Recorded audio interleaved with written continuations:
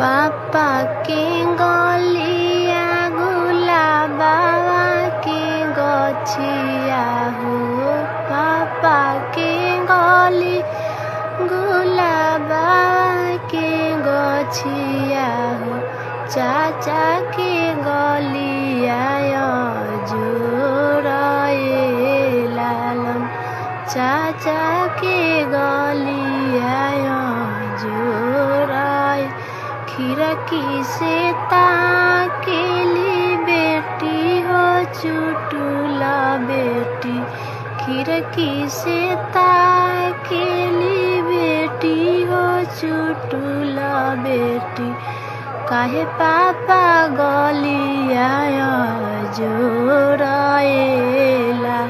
हमारा दुआरा हो तोहर बरियतिया हो।